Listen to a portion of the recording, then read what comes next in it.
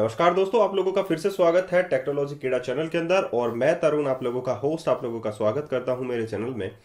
दोस्तों, आज मैं आप लोगों को बात बताऊंगा कि लास्ट वीडियो ट्यूटोरियल में हम लोगों ने देखा था इंस्टेंस वेरिएबल और स्टैटिक वेरिएबल के बारे में मैंने चर्चा की थी।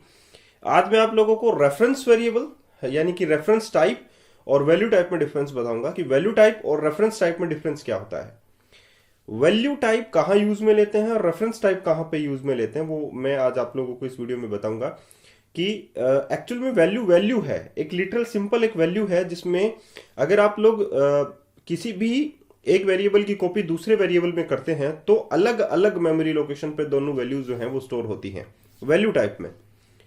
यानी कहने का मतलब अगर हम लोग एक वैल्यू में अपडेट करने के बाद सपोज शुरू से समझते हैं, वैल्यू टाइप में क्या होता है, जैसे कि दो वेरिएबल है, एक वेरिएबल में आप लोगों ने 5 डाला, इंटीजर टाइप मान लीजिए, और उस 5 को मैंने ए वेरिएबल में डाला और फिर बी वेरिएबल में मैंने ए की कॉपी कर दी। अगर मैं यहां पर कॉपी करता हूं तो बी वेरिएबल जो है मेमोरी में अलग लोकेशन पर जगह जो है वो लेगा।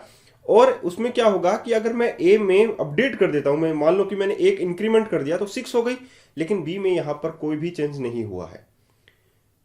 ये तो होता है आप लोगों का वैल्यू टाइप, यानी कि दोनों अलग अलग लोकेशन पर होता है। इस पे सिर्फ एक कॉपी होती है वेरिएबल की, उसमें अगर हम लोग किसी में भी अपडेट कर देते हैं तो दूसरे पर इसका कोई भी असर नहीं होता वैल्यू टाइप में। लेकिन रेफरेंस टाइप में क्या होता है, रेफरेंस टाइप में आप लोगों की दो चीजें होती हैं, ऑब्जेक्ट होता है और उसका रेफरेंस होता है। ऑब्जेक्ट का रेफरेंस होता है, सपोज हम लोगों ने एक ऑब्जेक्ट बनाया, उसमें हम लोगों ने 5 जो है उसको लोकेट किया और उस ऑब्जेक्ट की कॉपी हम लोगों ने दूसरे रेफरेंस में कर दी। उस ऑब्जेक्ट का रेफरेंस बनाएंगे, मैं अभी आप लोगों को एग्जांपल देकर बताऊंगा। उसका मैंने उसमें रेफरेंस कॉपी कर दिया, तो जो डाटा होगा वो है, सपोज आप लोगों ने एक ऑब्जेक्ट के अंदर 5 डाला तो जो डाटा है वो है 5 आप लोगों का। तो यहां पर जो रेफरेंस बना वो भी उस 5 को नोट करेगा और जो आप लोगों का ऑब्जेक्ट है वो भी आप लोगों का उसी को लिंक करेगा। तो यहां पर क्या डिफरेंस आप लोगों को समझ में आया कि रेफरेंस टाइप में दोनों ऑब्जेक्ट और उसका रेफरेंस जो है वो एक ही डाटा को लिंक करता है। तो अगर आप लोग ऑब्जेक्ट में कोई भी चेंजेस कर देते हैं तो वो रेफरेंस में ऑटोमेटिकली चेंजेस हो जाता है। तो चलिए हम लोग एक एग्जांपल से इस चीज को समझ लेते हैं। और सी शार्प में आप लोगों का स्वागत है। वीडियो अच्छा लगे तो प्लीज इस चैनल को सब्सक्राइब कीजिएगा और इस वीडियो को शेयर कीजिएगा, क्योंकि ये चैनल आप लोगों की हेल्प करेगा टेक्नोलॉजी से संबंधित बातों में। जैसे कि अगर आप लोगों को वेब टेक्नोलॉजी सीखनी है, मोबाइल टेक्नोलॉजी सीखनी है, आप लोगों को एनिमेशन सीखना है, डिजाइनिंग सीखनी है, सभी में आप लोगों की हेल्प करेगा। तो इस चैनल को आप लोग सब्सक्राइब कर लीजिए और आप लोगों की आसान भाषा हिंदी में ये सभी चीजें जो है आप लोगों को बताई जाएंगी। तो चलिए शुरू करते हैं। रेफरेंस टाइप और वैल्यू टाइप में कौन कौन से वैल्यू टाइप होते हैं, कौन कौन से रेफरेंसेस होते हैं, वो आप लोगों को इस वीडियो में मैं बताऊंगा। चलिए शुरू करते हैं। तो हम लोग सबसे पहले लिख लेते हैं value type versus reference type. ठीक है, तो कौन कौन से पहले टाइप्स होते हैं वो लिख लेते हैं। सी शार्प में बहुत प्रकार के, मोस्टली 4 प्रकार के टाइप्स होते हैं सी शार्प के अंदर। सबसे पहला है वैल्यू टाइप्स, जिसे आप लोग जानते हैं, जो अभी मैंने आप लोगों से चर्चा की थी जिसकी। दूसरा है रेफरेंस टाइप, जिसकी चर्चा भी मैं आप लोगों के सामने कर चुका हूं। तीसरा है आप लोगों के सामने जेनेरिक टाइप्स होता है। इसकी स्पेल जो हम लोग लिख देते हैं GENERIC, जेनेरिक टाइप्स पैरामीटर्स। और ये आप सभी चीज़ें जो हैं वो अपने नोटबुक में राइट कर सकते हैं, क्योंकि आप लोगों के लिए अच्छा रहेगा। मैं यही मानूंगा कि आप लोगों के लिए अच्छा रहेगा कि आप लोग सभी चीज़ों को राइट डाउन करते चलें, क्योंकि अगर आप लोगों को डीप में सीखना है सी शार्प तो कंसोल से आप लोग स्टार्ट करेंगे तो ज़्यादा बेहतर रहेगा। ठीक है, तो ये 4 टाइप्स होते हैं सी शार्प के अंदर। वैल्यू टाइप्स है, रेफरेंस टाइप्स है, जेनेरिक टाइप पैरामीटर्स है और पॉइंटर टाइप्स है। जेनेरिक टाइप पैरामीटर्स और पॉइंटर टाइप्स जो है हम लोग लेटर जो है वो डिस्कस कर लेंगे, लेकिन अभी हम लोगों का जो फोकस है वो है वैल्यू टाइप्स के ऊपर और रेफरेंस टाइप के ऊपर। इसमें आप लोग जो है मोस्टली ये देखेंगे कि जो चीज़ें हैं, जो एक्चुअल चीज़ें हैं जहाँ पर काम में लिया जाता है वैल्यू टाइप्स और रेफरेंस टाइप, वो पूरी चीज़ें आप लोग सीखेंगे। वैल्यू टाइप्स में क्या होता है, इसमें मोस्टली बिल्ट इन टाइप्स आते हैं। बिल्ट इन टाइप्स जैसे कि आप लोगों के ऑल न्यूमेरिक टाइप्स आ गए, करेक्टर टाइप्स आप लोगों के पास आ गए, एंड बूलियन टाइप्स आप लोगों के पास आ गए। तो इस प्रकार की जो चीज़ें होती हैं वो वैल्यू टाइप्स में आप लोग कंसिडर कर सकते हैं। न्यूमेरिक टाइप्स, इंटीजर वगैरह, करेक्टर टाइप्स आ गए, बूल टाइप्स आ गए, स्ट्रक्ट आ गया और इनम टाइप आ गए। ये सारे के सारे क्या है, वैल्यू टाइप। वैल्यू का मतलब जिसमें सिर्फ और सिर्फ कॉपी होती है। एक एग्जांपल देकर बताऊंगा, आप लोगों को डायरेक्टली समझ में आ जाएगा, सारी चीज़ें समझ में आ जाएंगी। और इन फ्यूचर आप लोग ये भी सावधान रहेंगे कि कौन सा रेफरेंस है और कौन सा वैल्यू है, क्योंकि ये बहुत ज़्यादा काम में आते हैं आप लोगों के। जब आप लोग वैल्यू में नल डालते हैं तो कौन सी वैल्यू में नल डालना चाहिए, कौन सी वैल्यू में नल नहीं डालना चाहिए, वो चीज़ें आप लोग यहाँ पर सीख जाएंगे। वैल्यू में कभी भी नल नहीं डलता है, उसे नलेबल बनाया जाता है सी शार्प के अंदर। फिर से मैं बता देता हूँ, वैल्यू में कभी भी नल नहीं डलता है, वैल्यू में नल बनाया जाता है। रेफरेंस टाइप में कौन कौन से आते हैं, जैसे क्लास आ गई, एरे आ गया, डेलीगेट्स आ गए, इंटरफेस आ गए, and pre defined string types आता है। ये होता है रेफरेंस टाइप। अब वैल्यू टाइप्स में है, इसमें जो भी कंटेंट वेरिएबल और कांस्टेंट में असाइन होते हैं। जैसे कंटेंट का मतलब है 5, 6, 7, ये न्यूमेरिक टाइप्स हैं 5, 6, 7। जो वेरिएबल और कांस्टेंट में, यानी 5, 6 जो है वो ए में असाइन होगा, वो चाहे वेरिएबल हो, ए जो है वो चाहे वेरिएबल हो या कांस्टेंट हो। सपोज ए में 5 गया तो जो कंटेंट है वो यहाँ पर 5 है, असाइन होगा, वो सिर्फ एक वैल्यू होगी। जैसे कि बिल्ट इन इंटीजर 32, कोई भी 32 नंबर जो है इंटीजर का हो सकता है, वो क्या होगी, एक सिर्फ और सिर्फ एक वैल्यू होगी। ये बात ध्यान में रखने की बहुत बड़ी बात है कि वैल्यू टाइप को समझना है कि जहाँ पर कोई भी वैल्यू जो जाएगी, वेरिएबल हो या कांस्टेंट में जो भी वैल्यू जाएगी, वो सिर्फ एक वैल्यू होगी। जैसे कि हम लोग एक एग्जांपल ले लेते हैं, पब्लिक स्ट्रक्ट पॉइंट। एक स्ट्रक्चर बनाया मैंने पॉइंट नाम से, और इसमें 2 वेरिएबल मैंने बना लिए स्ट्रक्चर के अंदर, इंटीजर x एंड y। तो एक डायग्रामेटिक व्यू हम लोग यहाँ पर देख लेते हैं। पॉइंट स्ट्रक्ट, यहाँ पर जो स्ट्रक्चर है वो कौन सा है, पॉइंट नाम से। x एंड y यहाँ पर 2 वेरिएबल पॉइंट स्ट्रक्चर के अंदर हैं आप लोगों के पास, वैल्यू एंड इंस्टेंस। ठीक है, वैल्यू एंड इंस्टेंस। ध्यान रखने की बात है कि x और y में हमारे पास क्या क्या चीज़ें आती हैं, इसमें जो वैल्यू होगी वो कौन सी होगी, ये बात ध्यान में रखना। अब हम लोग क्या बना लेते हैं, एक वॉइड मैन हम लोग क्लास बना लेते हैं, और उस मैन क्लास के अंदर हम लोग स्ट्रक्चर को पॉइंट करेंगे। हम स्ट्रक्चर का जो है वो डाटा बनाएंगे, और उसमें हम लोग x की वैल्यू के अंदर कुछ असाइन करेंगे और उसकी कॉपी करेंगे दूसरे वेरिएबल में। तो यहाँ पर मैंने क्या बनाया, पॉइंट जो स्ट्रक्चर है उसका मैंने एक वेरिएबल बना लिया, या हम लोगों ने एक ऑब्जेक्ट बना लिया, पॉइंट p1 = न्यू पॉइंट। अब p1.x को के अंदर मैंने क्या डाल दिया, 9 डाल दिया। पॉइंट p2 दूसरा बनाया, ठीक है। यहां पर p1 के अंदर मैंने क्या डाल दिया, p1 की जो कॉपी है वो p2 के अंदर मैंने यहां पर कर दी। ध्यान देने वाली बात है कि p1 के अंदर मैंने क्या डाला है, p1.x जो है, p1 एक प्रकार का पॉइंट का वेरिएबल है जो x को भी कॉल कर सकता है और y को भी कॉल कर सकता है, लेकिन p1 के x में मैंने 9 डाल दिया, और p1 की जो कॉपी थी वो p2 के अंदर कर दी। I mean to say that कि p2 के अंदर भी आप लोगों का 9 है। यहां पर बात समझने की है, p1.x के अंदर मैंने कितना डाल दिया, अब 19 मैंने अपडेट कर दी p1 की वैल्यू।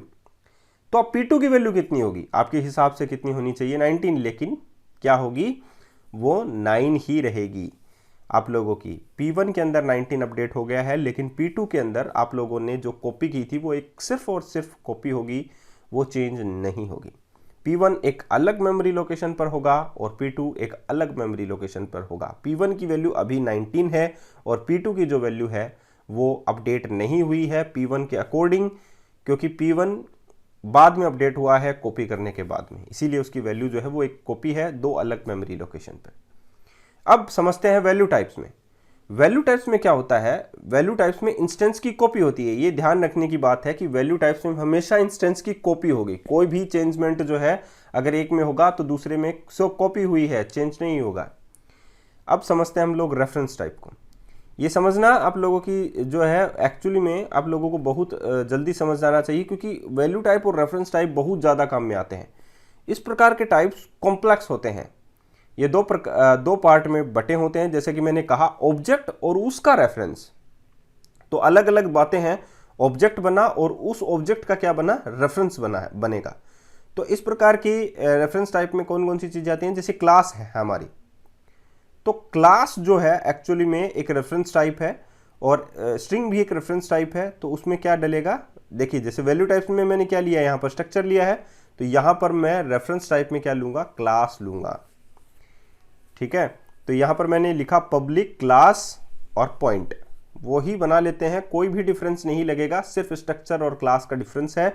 यहां पर मैंने 2 वेरिएबल वही बनाए, integer x and y, and लेकिन मैंने यहाँ पर क्या लिया है, क्लास ली है और उसमें मैंने दो वेरिएबल लिए हैं x and y। I hope you understand. अब मैं क्या करूँगा, इस क्लास का एक ऑब्जेक्ट बनाऊंगा और उसका जो एक रेफरेंस है यानी कि पॉइंट P2, वही सेम चीज़ें मैं जो है वो इसमें करने वाला हूँ, लेकिन दोनों में जो डिफरेंस है वो आप लोगों को समझ में आ जाएगा। वो डिफरेंस क्या होगा कि जो point P1 equals to new point आप लोगों का है, ये तो एक ऑब्जेक्ट बन गया। ये ऑब्जेक्ट बना। अब मैं पॉइंट P2 बनाता हूँ।